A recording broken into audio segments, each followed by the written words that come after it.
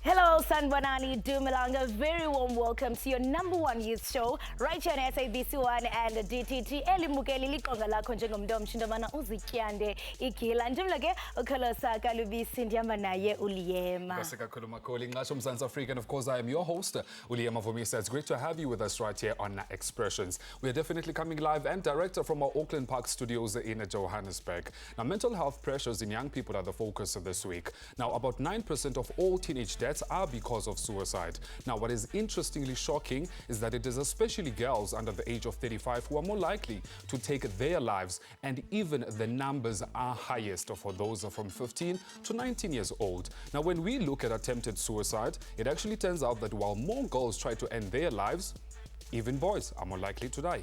And that is attributed to boys that use guns or hang themselves, which are more violent ways to go. A lot of this actually boils down to depression and even other mental health issues faced by these young people. In fact, 1 out of every 3 people who die by suicide has tried it before. Indeed, it is a pandemic that needs an urgent response. We have amazing guests this evening to help us unpack that particular topic and even respond to this crisis. But first, our producer, and street journalist Azaria Koza crisscrossed Johannesburg to speak to young people on their experiences with mental health issues. Selifikile lingaliyo mbukeli uyazi ukuthi njengoba uhleli lapho ekhaya uvo lwakho yilona olubalulekile. Namhlanje ke mbukeli silapha emgwaqeni yase Braamfontein to try and find out from young people ukuthi bona what do they think about mental health issues. Nanokuthi na are we as young people well equipped enough to deal with them. Ngaphandle kokupholisa amaseko mbukeli ake size ukuthi intsha ithini. Young people are experiencing mental health because of some serious problems, like a registration fee they do not afford, and NSFAS is paying lately. It's like we have too many cases, maybe for example, young youth like committing suicides and cases like that. That's a serious issue, man. I think they don't deal it in the right way. Mostly by drugs, alcohol, peer pressure and all of that. There are people who want to party like Monday to Sunday, and they also do drugs, and yeah, they are there. We do have mental issues as the youth in terms of finances, especially being wanting to where we want to be. So when you try and raise it up, in as much as they think they know about it, they don't know much about it, would be receptive to you saying, this is what I'm suffering from, or what? Because they start to question, it's okay, you're suffering from that because of your situation like Kaya. They forget with their other things outside of the Kaya that may affect you as a human being. People like in the streets, people just like not even having like housing and stuff like that. Things like that can actually like bring a lot of trouble into someone's head. And sometimes we are told Lukhona is there just good people don't know the right places where to go, and all of that. Well, there you have it. Interesting views there coming from the young people, really even attributing NSFAS to some of their causations that actually lead them to mental health. Now, to, of course, unpack this particular discussion and really even get to the crux of the matter here, I have the honor and pleasure of being joined by Dr. Moloko Malema, who also said, rather, we should go by Musa here. She is a clinical psychologist and also representative from SADC, which is the South African Depression and Anxiety Group. That is Fatima Sidat. Ladies, thanks for joining us and welcome to the show. Thank you. Thank you. You know, this topic is quite vast. In all honesty, we have many branches here to get to, or many layers that we have to unpack. But I guess, Dr. Malema, let me start with you here. Clinically speaking, what would you attribute to actually the causations or even the pressures that can lead to mental health illnesses? Yeah, so usually with the youth, well, not usually, but naturally, actually. So with the youth, the pressures are different depending on the developmental stage that people are. So basically the stages that we're at in life. So an 18-year-old, 9-year-old, 19-year-old would not necessarily have the same pressure that a 25-year-old has or a 35-year-old has. And this has to do with the tasks that we need to complete in life. So 18, 19, they're concerned about after matric. You know, will I be able to go to university? Can I afford it? What if I don't get into university? The pressure is different, and all of those things could be stressors. They can cause depression, they can cause anxiety. 25, mostly concerned about career. 30, 35, marriage, kids. So those are the different life events that actually happen at every stages that we reach that can contribute to And how does that manifest now within society? So within society, it's because of the ideals that we have. You know, post-matric, you go get your degree. We're no longer open to all the other possibilities that are there, that a person who does not get into perhaps a university to get a degree could still have a fulfilling life. And then obviously the other ideal is 25, 26, where do you live? Where's your apartment? You know, which part of Joburg is your apartment? What car do you drive? Promotions as well. And then also by 35, the culture that we have, Instagram culture. So you have to post your family, for example, maternity shoots. So that's what culture has shaped, and these are things that we idealize now. Yeah, so in a way, for other people who feel exempted from these things that we've accepted as normal, as natural, then it can cause some kind of distress. Then it can manifest into depression, into anxiety. And then, Fatima, how prevalent is these scenarios or these cases within SADC? So at SADC, we do get about 1 in 4 calls that are suicide related. We also visit schools on a daily basis currently because we are doing school outreach program. And on a daily basis, every single time we visit a school, we come across learners that are struggling, that are going through different issues. Some may be contemplating suicide as well on the day. So we do a lot of containment and counseling while we're there, and then we try and refer them to some other help as well. Yeah, I like the fact that you talk about counseling, because that was precisely the question that I was going to ask, that actually speaking, how do you then intervene from a SADC perspective, which may probably be in most cases different from a clinical perspective? Definitely. So at SADC, we have different ways of people reaching out to us. So we have our toll-free helpline, we have WhatsApp helplines, we have SMS helplines, we got emails. So, and social media, all the private messages that we receive. So we're getting them from different avenues, but we deal with each one specifically, and we try and tailor-make our response to people according to what they require. But in most cases, what we do is we contain the situation, and then we refer. So counseling, contain, refer. Okay. And then from your perspective now, clinically speaking, Doc, what's the intervention there? So the intervention for clinical psychology specifically would start, of course, with the diagnosis. And then the diagnosis would now inform the intervention that would follow. We could have patients, 5 patients or youth, come with depression, but the treatment may not be the same for them. So meaning the kind of psychotherapy that is rendered to them may not be the same for the 5 people. And obviously it's diagnosis, and then we find especially the unique stressors that were there, the unique complaints, the challenges that people have. They're usually different from person to person. You know, we're not talking, and also to you, Fatima, we are talking about learners here, you know, and you'd find that majority are young people. They probably are living on a disposable income. So then it begs the question, are these services, accessible to such people? And how often can, they be able to go and visit a clinical psychologist or even just want to go to certain organizations? Let me start with you, Doc. So they actually are accessible. We just need awareness in communities. In communities, we do have public hospitals, we've got public clinics, we have SADC going to the communities. So there is that access, but there may not be awareness. A person may not know that I need this much support. They can talk to friends, they may not talk to family who would be able to facilitate this. And then also, if parents know, some of them who can afford private services as well. Okay. So generally, I would say there is access, just maybe limited awareness. All right. Yeah. Fatima, I'm interested to find out how bad can the situation actually be? What are some of the worst case scenarios that you can share that you get when you have learners or even young people in general come to you? Okay, so what I'll do is I'll refer to the school that we visited on Thursday. One learner came up to us and she spoke about the abuse that she was going through at home, physical abuse. And it was triggering this ideation of suicide. And it became quite difficult for her, so we had to help her. We also do evaluation. So during when we do school talks, we go from class to class and we do evaluation forms. And through that, we picking up research. So we're finding a lot of common causes that learners are experiencing that make them feel depressed or make them feel suicidal. And I think the most highest thing is the relationship problems at home, load shedding, it does affect them. Even load shedding? Yes, it does affect them. You remember with load shedding, it's again the family dynamic. Sometimes because now you're confined to one space, you get on each other's nerves, and that's what causes a whole lot of conflict, which makes them feel overwhelmed. Bullying is also a big component at schools.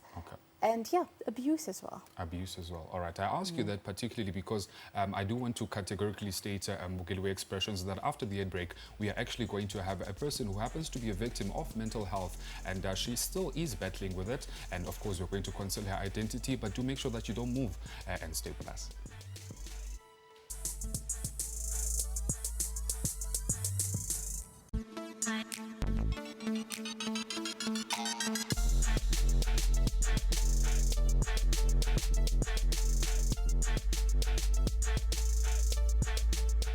Welcome back to Expressions. Thanks very much for staying with us right here on SABC 1. Now, as we continue, I beg your pardon, to have this particular conversation. Unfortunately, we're still trying to get the victim on the line. But in the meantime, I'd like us to continue with this particular conversation here. So we were talking about these mental health issues that young people actually are faced with.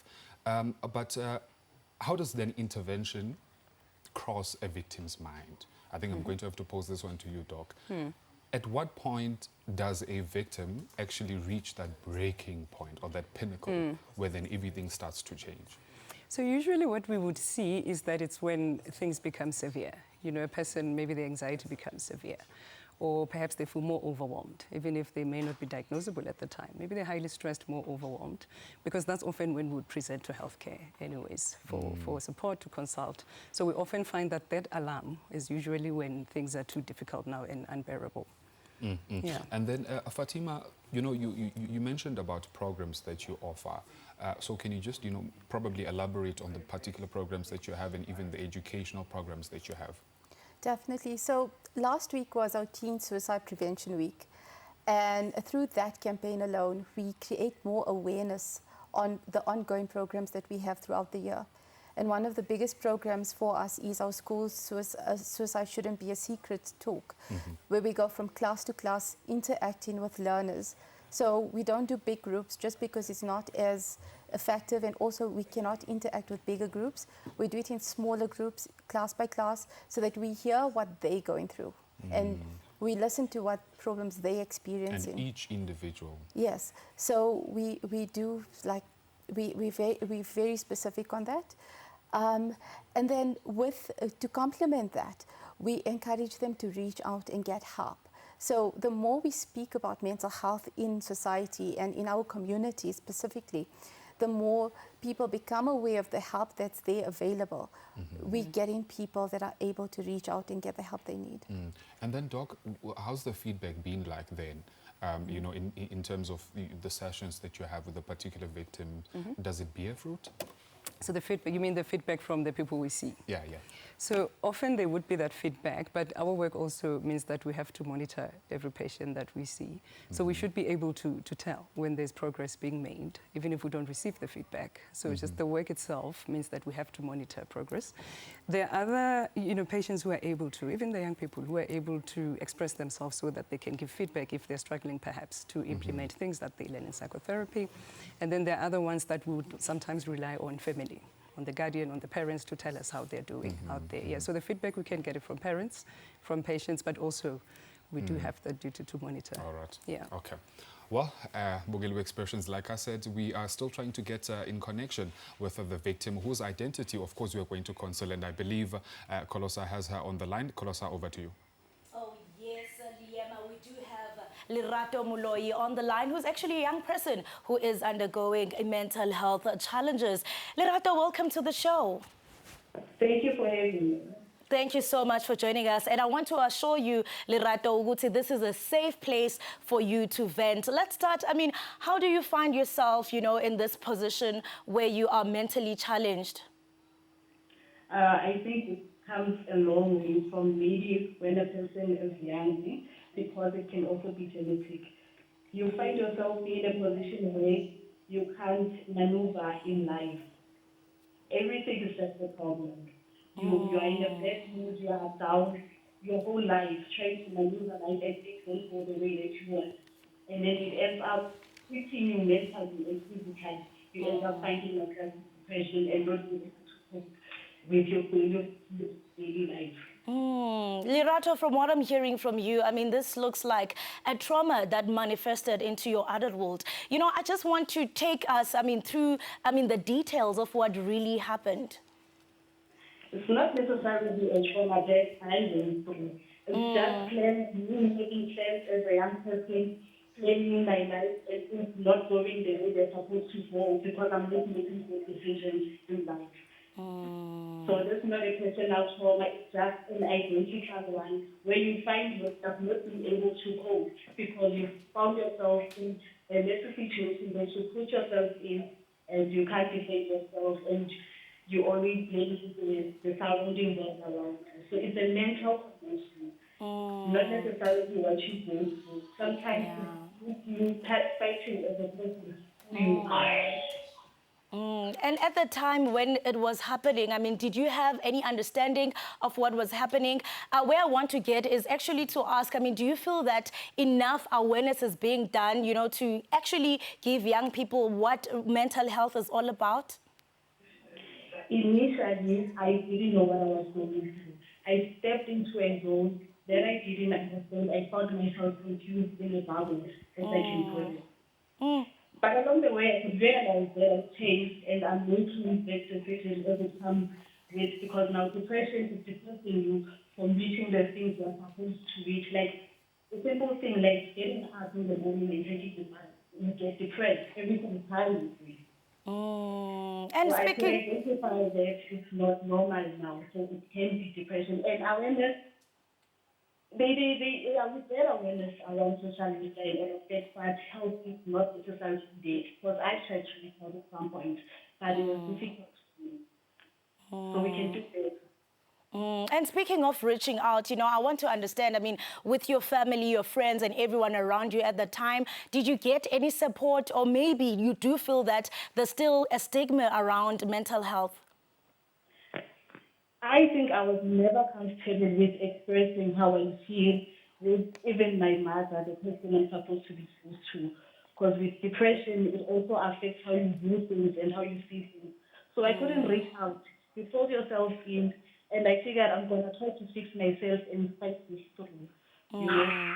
Just before I cut you, Lerato, we have a clinical psychologist here in studio. Do you perhaps have any question, or, I mean, what's the way forward? What would you like to see happening with your situation?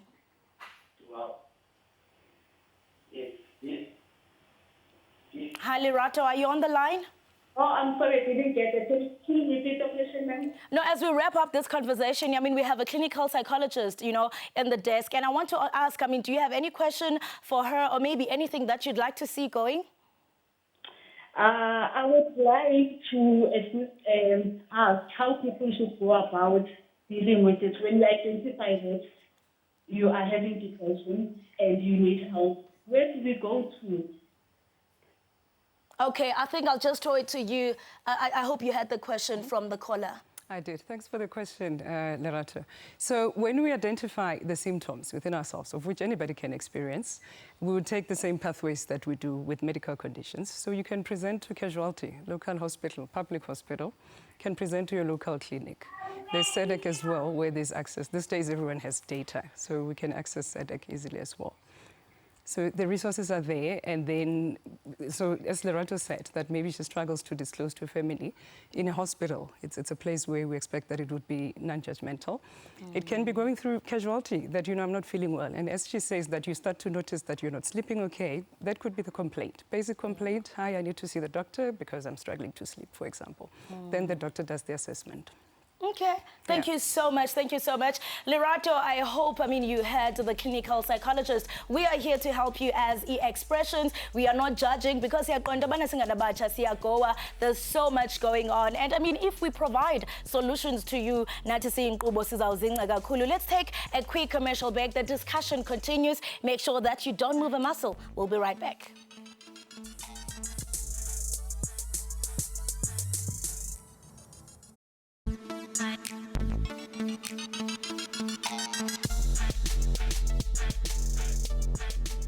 Thank you very much for staying with us right here on Expressions as we near the end of today's show. Thanks very much for even engaging with us on our social media platforms. Now, as we wrap up the conversation, I think we have to chart a way forward here, a way forward rather. We have to chart a way forward in the sense that where to from here now. So let me start with you from a SADC's perspective then, the access to treatment, especially with, victims that are in remote areas that don't have technological gadgets. How do they get access to that treatment?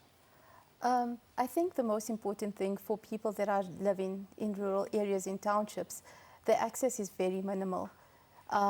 What they can do is reach out to us. We do have toll-free helplines that they can call, chat to a counsellor, and a counsellor will then help them, guide them through the process of what they need to do. And then from a clinical perspective, then how do we get help? I know you mentioned to Lerato that there's access to public hospitals, but apart from that, what else?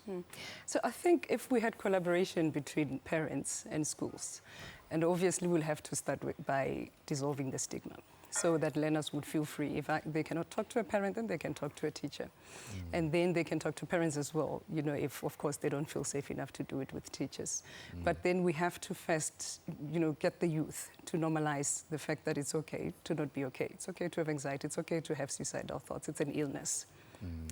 So I think once we have that collaboration, so that children can, even if they cannot walk to a hospital, they know that they can access someone who can support them and then who put them through the right channels. Just even the person right next to you. Yeah, absolutely. Sometimes all you need is just to be able to voice whatever thoughts that you absolutely. have Like and we speak would, to someone. like we would in a queue when you vent to strangers. Right? And I like the fact that also, Doc, that you were talking about stigma, which is something interesting that Lerato was talking about, that, the reason why she did not have access to even education, in terms of being educated about where to get access to treatment, it's because of the stigma. When I have to walk up to a hospital, speak to someone at the front desk and tell them I'm going through some stuff, you don't know what they're going to say. So how do we dismantle that? So obviously we'll have to change our conversations, the way that we talk about mental health.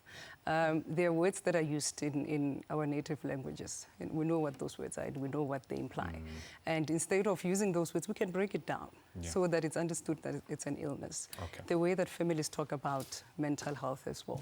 All right. And then just in closing, Fatima, from a SADC's perspective then, any programs going forward with the year that are lined up? So basically we do a lot of awareness programs throughout the year. We have a Facebook Friday, we have talks, we go into schools. There's so much happening, and I think the only way you can keep up with us is if you check our socials and check our website. But from us, we always encourage everyone that there is hope and there is help. All you have to do is reach out and we will be there to help you. All you have to do is reach out, and most certainly they will be there. Thanks very much, ladies, for joining us. I think also this was a very much needed conversation, particularly because it was really insightful. And hence the saying, yes, yokokuba isizwe sifa ngomcingo omnye yaye umuntu makangafi namthanyana. Hayi awusafuna ubonga since ngena performance vele nje wenze umbongo usiqwelele. Ayibongisi, but very much indeed this was a very important discussion, Liema, because singabantu abatsha siyagowa, there is so much that is happening, but the most important part is that as Expressions we provided the necessary tools ezakwazi into yobana zincede umuntu omtsha. That's how we wrap it, Mbukeli. We're Expressions. Until next time, goodbye.